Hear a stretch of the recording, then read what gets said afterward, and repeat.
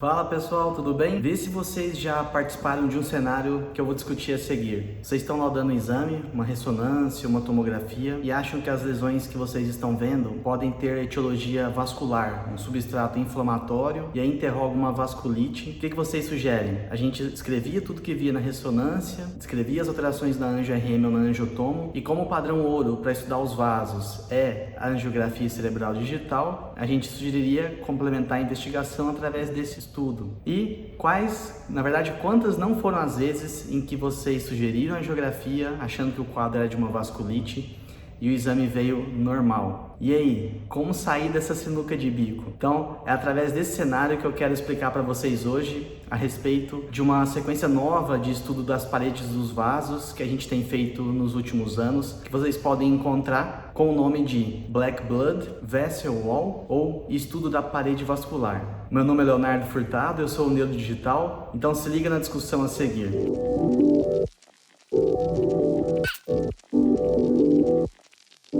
Vejam, até um tempo atrás, a gente tinha a ideia de que o melhor estudo das paredes do vaso a gente podia ter através da angiografia cerebral digital. Mas vocês já pararam para pensar que esse exame, que é excelente, nos ajuda bastante e é um divisor de águas, na verdade um somatório quando a gente está laudando a ressonância e a tomografia? Esse exame, na verdade, ele estuda apenas o lúmen vascular. Então, como é que um exame que estuda apenas o lúmen vascular poderia, até pouco tempo atrás, ser encarado como um padrão ouro quando a gente queria estudar a parede dos vasos? Porque a gente não tinha uma técnica, um exame melhor. Então é isso que eu quero falar para vocês. Hoje em dia, com a melhora dos equipamentos de 3 Tesla e agora em pesquisa o 7 Tesla, e se você não tem o 3 Tesla, a gente pode tentar fazer também no 1,5 Tesla, sabendo que é um pouco limitado, mas dá para ajustar o protocolo e tentar fazer. A gente tem que lançar a mão do Vessel Wall ou Black Blood para a gente otimizar o estudo da parede vascular. Léo, o que essa sequência precisa ter? Qual é o goal dessa sequência? A gente tem que ter uma sequência de alta resolução, cortes milimétricos, em que eu consiga suprimir o sinal de duas estruturas que fazem interface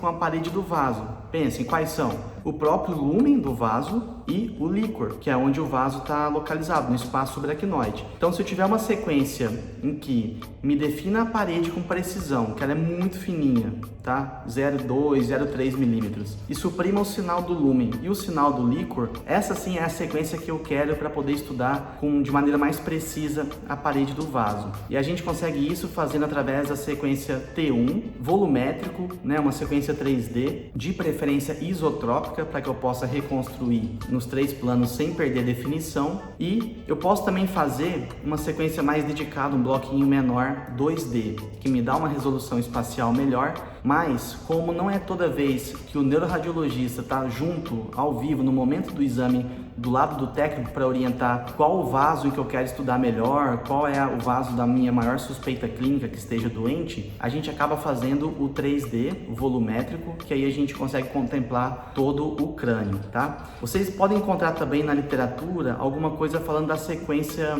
a respeito da sequência DP, mas via de regra a gente faz o T1, porque o DP às vezes dá uma interface, um artefato, justo onde a gente quer estudar, entre o líquor e a parede. Então, sequência T1. Por que eu estou explicando isso para vocês? Porque a gente tem aprendido bastante através dessa sequência. Vejam, na angiografia, eu só conseguia detectar alterações na parede de uma maneira indireta e somente se a alteração, a doença na parede fizesse um remodelamento ósseo positivo, ampliando o vaso, ou negativo, reduzindo o vaso. E aí, indiretamente, através da contrastação, eu conseguia ter uma ideia do que acontecia na parede. Com essa sequência por ressonância, não. Eu vejo diretamente a parede, uma vez que ela esteja alterada. E falando nas alterações, são várias as alterações que a gente pode encontrar. Eu vou discutir algumas aqui com você de uma maneira bem didática para que vocês entendam.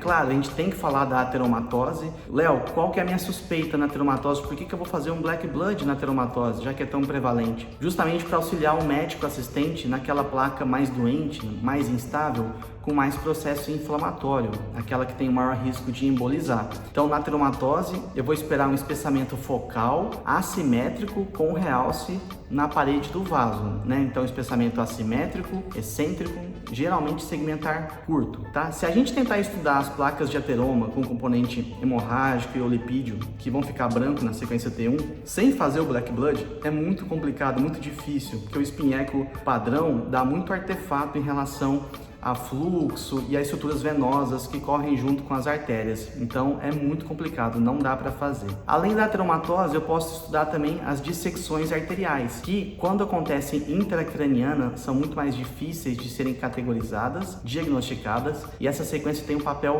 muito importante. Veja esse exemplo que eu coloquei aqui para vocês verem do artigo da JNR, que eu recomendo muito, tem uma revisão bem legal. O colega que laudou o exame sem angiografia, sem a black blood, viu um afilamento, uma redução do sinal de fluxo no segmento intradural distal da artéria vertebral direita. E isso muitas vezes é uma variação anatômica após a emergência da PAICA, da artéria cerebral póstera inferior. E assim a gente faria, com certeza, se não tivesse essa sequência em mãos. Mas quando fez o black blood, o que a gente via? Um espessamento segmentar mais longo, com hipersinal na sequência T1, correspondente ao trombo intramural numa fase subaguda da dissecção. E essa sequência é bem legal, porque quando a gente corre numa workstation em todos os planos, a gente consegue ter uma ideia tridimensional do trombo intramural, que ele vai fazendo como se fosse uma espiral. Isso também vai ajudando a gente a montar o raciocínio diagnóstico. Então falamos de ateromatose, de dissecção. A gente pode também estudar os aneurismas, quais são aqueles aneurismas mais instáveis com maior chance de rotura. Imagine, o paciente tem múltiplos aneurismas, quais preferencialmente vão ser tratados? A gente sabe que não é sempre o maior aneurisma, aquele que é mais inflamado, tem maior risco de rotura. Esse exemplo também colocado, o paciente tem um aneurisma no topo da artéria basilar, que não tem impregnação pelo contraste, e esse outro relacionado à artéria comunicante posterior, a gente está vendo que tem um realce parietal, um processo inflamatório, com isso uma maior chance de rotura,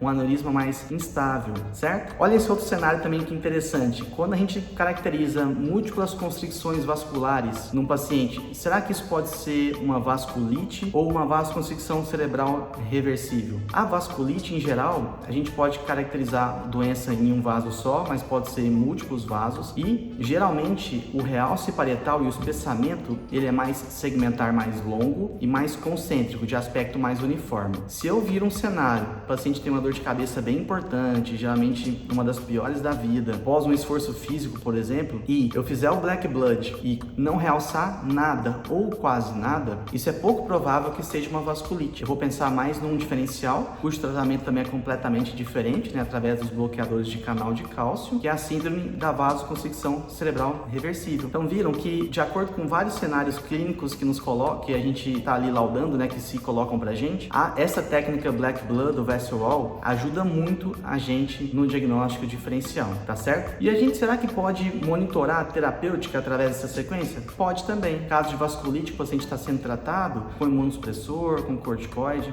ou as vasculites primárias, vasculites infecciosas. A gente teve alguns casos relacionados ao vírus varicela zoster, que gosta de pegar bem a porção proximal do polígono. A gente pode ir nos exames de controle monitorando a terapêutica e vendo que esse realce tende a diminuir, tá? Mas aqui vale um adendo, que é aquele raciocínio que a gente já conhece das espondiloticites. A involução dos aspectos de imagem, ela é tardia em relação à melhora clínica, tá? Então, às vezes, o paciente já melhorou muito mais clinicamente e a imagem ainda persiste um realce por conta da disfunção endotelial, tá? Para finalizar, a gente também tem visto e tem feito na nossa prática essa sequência extrapolando o uso de vaso. Em quais situações que a gente tem visto que vale a pena? Situações de processos inflamatórios infecciosos, em que a gente estuda melhor a leptomeninge, a gente consegue ver um realce bem mais bonito do que na sequência spin echo, gradiente SPGR. 2, pacientes oncológicos, para a gente estudar carcinomatose leptomeningia, implantes encefálicos na superfície corticopial. Várias vezes a gente só conseguiu caracterizar nessa sequência. Então, a gente aqui no vídeo fez uma discussão, um resumo rápido para vocês a respeito do que é a sequência, para que serve, vários cenários clínicos em que a gente pode utilizá-la, como monitorar a terapêutica e extrapolando em outras situações clínicas também que a gente tem aprendido que está nos ajudando bastante aí, tá? Espero que vocês tenham gostado. Se vocês usam essa sequência, ainda estão implantando aí no serviço de vocês, querem trocar experiência a respeito da mesma, me chamem aqui no direct, deixem seus comentários e a gente vai aprendendo um com o outro, tá certo? Um abração, fiquem com Deus, tchau, tchau!